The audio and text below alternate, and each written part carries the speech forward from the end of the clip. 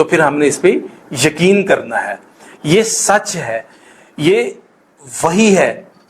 اور یہ اب جب یہ وحی اتری ہے تو کیا ہوتا ہے, اس کی آگے پھر لوگ تین طرح کی کیٹاگرائز, جب یہ قرآن اللہ کی طرف سے نازل ہوا تو تین طرح کی کیٹاگرائز تھی. ایک تھے مومن, ایک تھے منافق, ایک تھے کافر. جن لوگوں نے اپنے دماغ کو, اپنی سوچ کو, اپنے فیصلوں کو, اپنی فکر کو, اپنی ذہنی استعداد سے دستبرداری کی اور من و ان جو ہے جیسے ہے اس کو تسلیم کیا, وہ مومن ٹھہرے. اور جن لوگوں نے تذبذب کا شکار ہوا, کچھ مان لیا یہ درست ہے, کچھ کہا نہیں جو ہم سوچتے ہیں وہ درست ہے, اور وہ نہ ادھر کے رہے نہ ادھر کے رہے, تو ایسی صورت میں وہ منافق ٹھہرے. اب کچھ ایسے تھے جنہوں نے بالکل انکار کر دیا. انہوں نے یہ کہا کہ جو یہ ہے, ہم جو سوچتے ہیں وہ درست ہے, ہم جو کہتے ہیں وہ درست ہے, ہم جو کرتے ہیں وہ درست ہے. انہوں نے اپنی سوچ کو, اپنی عقل کو, اپنے خیال کو, اپنے تجزیوں کو جو ہے وہ پریارٹی پہ ہی رکھا اور اس کو ہی درست تسلیم کیا, اور جو نازل ہوا اس کو انہوں نے تسلیم نہیں کیا, وہ کافر ٹھہرے. اب یہ آپ نے دیکھنا ہے کہ کوئی بات جو نازل کی گئی ہے, جو قرآن میں بیان کی گئی ہے, چاہے وہ ہماری عقل تسلیم کرے, چاہے ہماری عقل تسلیم نہ کرے, چاہے ہماری سمجھ میں آئے, چاہے ہماری سمجھ میں نہ آئے, چاہے ہم اس کو جان سکیں, چاہے ہم اس کو نہ جان سکے, چاہے وہ ہماری ذہنی استطاعت کے اندر ہے, چاہے وہ ہماری ذہنی استعداد سے باہر ہے, چاہے وہ ہماری فکر کے مطابق ہے, چاہے وہ ہماری فکر کے مطابق نہیں ہے, ہمیں اس کو تسلیم کرنا ہے. اس پہ ہم نے کسی قسم کا کوئی شک کی گنجائش نہیں چھوڑنی, کسی قسم کا ہم نے دھوکے میں نہیں پڑنا, کسی قسم کا ہم نے ریب میں نہیں پڑنا. ہماری طبیعت کا, عقل کا یا فکر کا یا یہ ذہنی استطاعت کا اس سے کوئی تعلق نہیں ہے. اب یہ ہے کہ ہم نے اس کو قبول کرنا ہے. اب اگر ہم اس میں شک میں یا تردد میں پڑ جائیں گے تو یہ سراسر جو ہے شیطانی اور نفسانی عمل ہے, جو ہمیں شیطان ہمارے اندر جو ہے وہ یہ داخل کرنے کی کوشش کرتا ہے کہ ہم کسی شک میں پڑیں, یا ہم کسی تردد میں پڑیں, یا ہم کسی تذبذب کا شکار رہیں.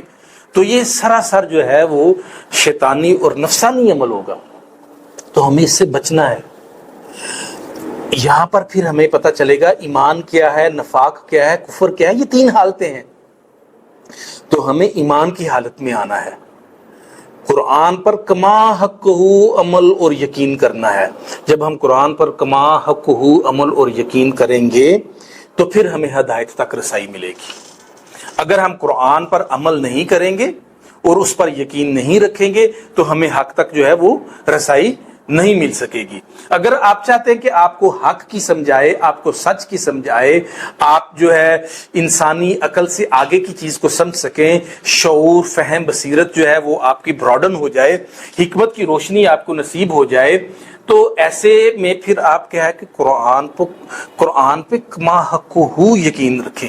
اس پہ کسی قسم کا کوئی جو شک کی گنجائش ہے وہ آپ نہ چھوڑیں, کسی ریب میں آپ نہ پڑیں, آپ بے یقینی میں نہ پڑیں. جب اللہ ہم سے کلام کر رہا ہے نا, تو سب سے پہلی بات ہی جو ہے ہمارے ذہن میں جو ہے وہ ڈالی جا رہی ہے کہ آپ جو بے یقینی ہے نا اس کو نکال دیں. اور قرآن جو ہے وہ ہدایت ہے. قرآن کیا ہے؟ ہدایت ہے.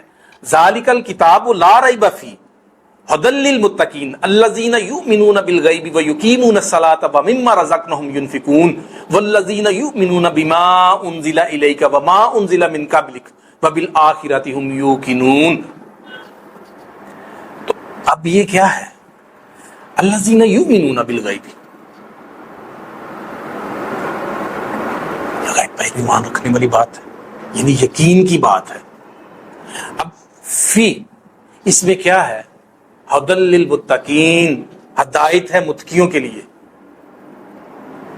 جب ہم کوئی چیز مرتب کرتے ہیں نا تو اس میں ہم اپنے اندازے, اپنے تجزیے شامل کرتے ہیں, اور پھر اپنے اندازوں اور تجزیوں کے مطابق جو ہے اپنے تجربات کی روشنی میں ہم کسی چیز کو ترتیب دیتے ہیں.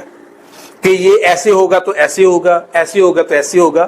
ہم اپنے اسٹیٹکس بناتے ہیں، اپنے اسٹیٹس بناتے ہیں، اپنی فارمولیشنز کرتے ہیں. یہ اندازے اور تجزیے اور تجربات کی روشنی میں بنائے گئے یہ نتائج جو ہم کرتے ہیں یہ غلط ہو سکتے ہیں، بلکہ اکثر غلط ہوتے ہیں ان میں سے. لیکن جو قرآن ہے نہ تو وہ تجزیہ ہے نہ وہ اندازہ ہے، بلکہ وہ حق بیان بات کرتا ہے، اور وہ جو ہے ایک اللہ تعالیٰ کی طرف سے وحی کیا گیا ہوا ہے. تو یہ قرآن جو ہے یہ اندازہ نہیں ہے، یہ تجزیہ نہیں ہے، یہ تو حق بات بیان کرتا ہے، یہ اللہ تعالیٰ کی طرف سے وحی ہے. وما ينطق عن الهوى ان هو الا وحی یوحى. تو یہ تو نبی کریم صلی اللہ علیہ وآلہ وسلم جو آقا علیہ الصلوۃ والسلام ہیں اپنی طرف سے، اپنے نفس کی طرف سے کوئی بات بیان نہیں کرتے تھے. یہ تو صرف اللہ تعالیٰ کی طرف سے سراسر جو بیان کرتے تھے، اللہ تعالیٰ کی طرف سے یہ وحی ہوا کرتی تھی.